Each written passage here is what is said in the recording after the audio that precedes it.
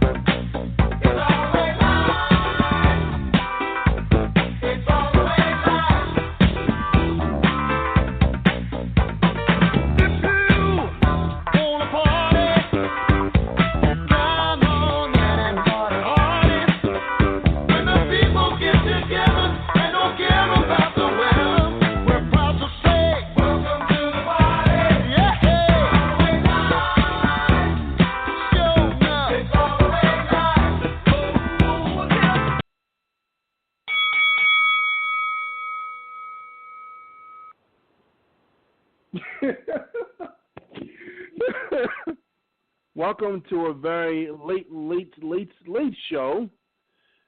Hello, everybody. Welcome to Born with Something Live.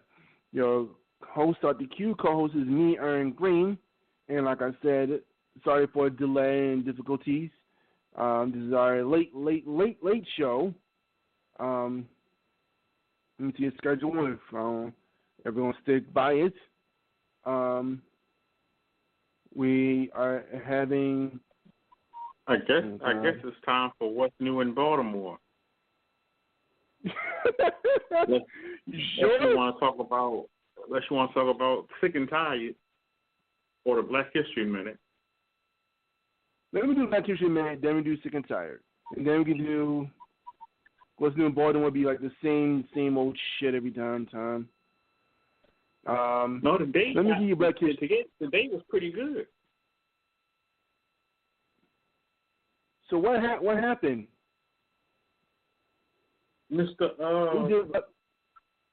Biden decided to get his cabinet together, and he brought forth. It reminds me of an episode of WWF when they used to have the Four Horsemen, and the Four Horsemen was Ric Flair, Barry Windham.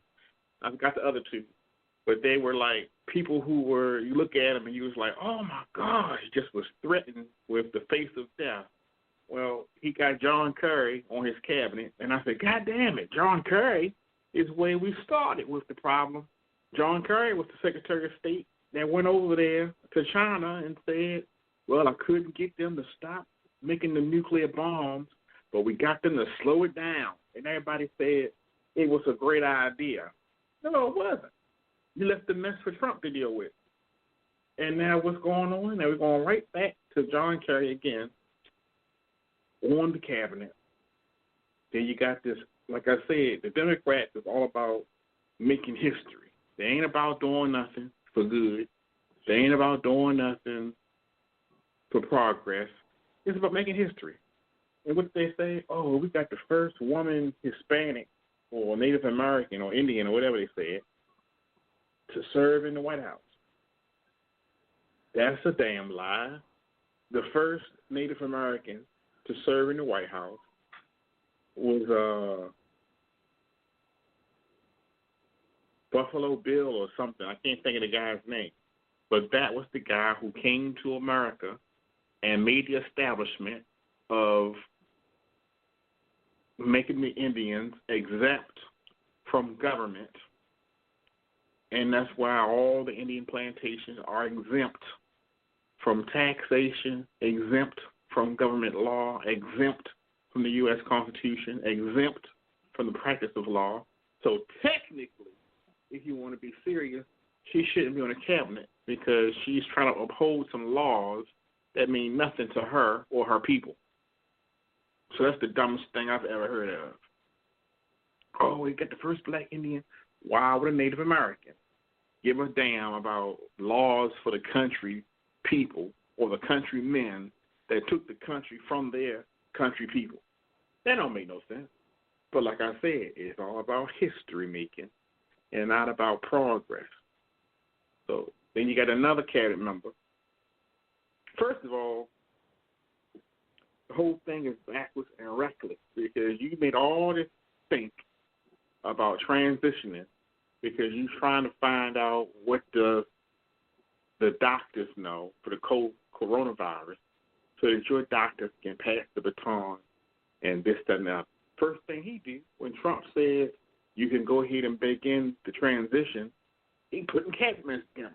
So that's your priority. Your priority is not the coronavirus. Your priority is making history. So like I said before, you have to be quick and you have to be swift when you see the game of politics to pay attention to what people are saying and doing. Everything that they say and do is indicative of what's going on. And this is what's going on. Nonsense. You've got to see what's going on. The nonsense. Like I say again, the virus is not a threat, but they have to tell you it's a threat. Fear tactics upon you. Same thing they did with Bush. Oh, we got to keep Bush in the office because he's the only one who can fight the Taliban. Bullshit. The military fights the Taliban. The president ain't doing shit. But because you were scared to death, you kept Bush in the seat. Now you got this fear, just like Dan Jones. You got this fear that because Trump is in the White House, all of the evil is going to come out of the woodwork. But if we get him out the White House, then things go back to normal. If you pay attention to what's going on, they're trying to make everything that the Trump administration did vanish and disappear. But they can't make the coronavirus vanish and disappear because they'll get caught with their hand in the cookie jar. So they got to play that game till the end. First things first, if you hear the governor, he says he's going to get the police department to go out there and make sure everybody is doing social distancing and such. Okay. Is this the same Hogan that sat back and said that he understands completely about the Black Lives Matter movement, supports the feelings of the victims, the people getting shot by the police? So you created this rhetoric that told people police ain't shit. But now you're going to put them in a position to get shot at or get killed trying to enforce social distance. You already put the police out there to say they're the bad guy. And this is all what they call a media narrative. The media narrative is when you show somebody something that you want them to see. Everybody has gone to a card trick. Everybody has gone through a magician show. Yeah, even Lassie is gone. And when you go to a card trick, Pepper. And when you go to see a card trick or a magician, you only see what the magician wants you to see. You don't see the strings holding the lady up in the air. You don't see the mirror showing you the leg disappearing. You don't see that the saw that cut somebody in half is folding or retractable. You don't see all of that because that's not what they want you to see. They want you to see the woman being sawed in half, the person vanishing inside of the box, the people levitating in the air. So you get that entertainment of, yay! You get that entertainment effect. And the same thing's going on here. They want to paint the police as the bad guy so that you will vote on anti-police stuff. And I'm very surprised with the governor because it was Governor Hogan who had Baltimore City Police in his campaign commercial, or actors or whoever they were, in his campaign commercial, talking about, I voted for Hogan. But the same people that you said voted for you, the same ones you're saying you understand the victims of violence, let's cut the shit, because this is time to cut the shit. Here in Baltimore City, we are the victims of violence. And it's not the police. It's the drugs. It's the gangsters. It's the thieves. It's the crime has gotten so bad, now they're stealing the Amazon trucks. When the Amazon drivers get out to bring you the boxes, stealing the UPS trucks. They don't have doors shut on them.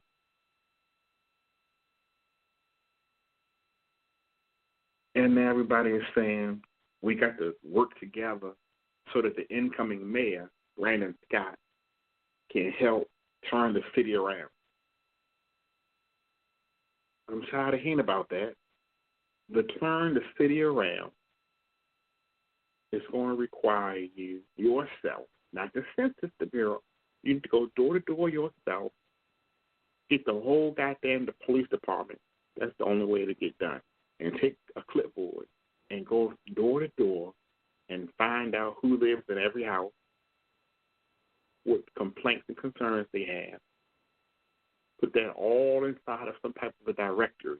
See, back then when we had Mayor Schaefer, we had a Baltimore City directory. So everybody knew the phone numbers and addresses of everybody. If you was a public servant, we had the name and address and telephone number of every city council person. So if you want to write them a letter, you can write them a letter. If you have to make a phone call, you can make a phone call. If you have to come by there and knock on the door, you have to come by there and knock on the door. Now everybody is so antisocial and anti-scared, anti-work scared, so that people know where they are. I know my address. You're a public servant. Same way, I don't want the police to have my address when they got a car accident, but you got to give it to the people.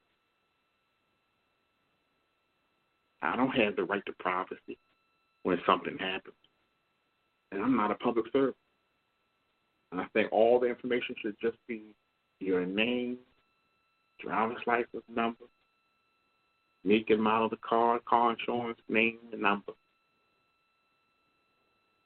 and an estimate for the damages. That's all you need. You don't need my address. What do you need my address for? If you want to sue me, send the information to the motor vehicles of motor vehicle city. You don't even know where I live. My driver's license number tells you all of that. You don't need it. You got motor vehicles. And I said it's a flawed system. It's a full-time person. I want to kill you because you dented my vehicle. Police that help me halfway with your name, your address. Well, I know where you live, man, boy, it'll fuck you up. You know, because this is what you're doing. Exchanging information. And most of these murders that you're saying, unsolved murders, are basically that. Somebody who feels some kind of a way, and they take it out on you. All this racism about, oh, well, presidents are racist. That's just a word that people say because they don't like him. And he's still pursuing the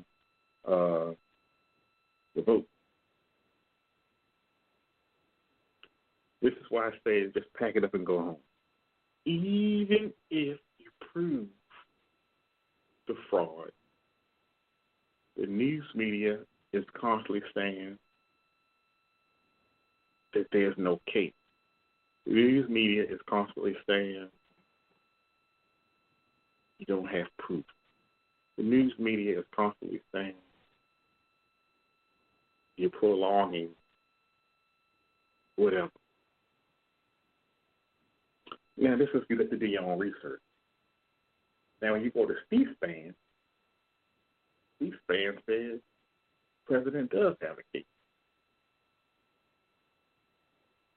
C-SPAN 2 says President does have a case. The Washington Insider says the President does have a case. But the TV media, people are prone to more television than printed news, and they will say doesn't have a case. And now the world is thinking, oh, he's just mad because he lost and making up this stuff because he don't have a case. Does have a cape.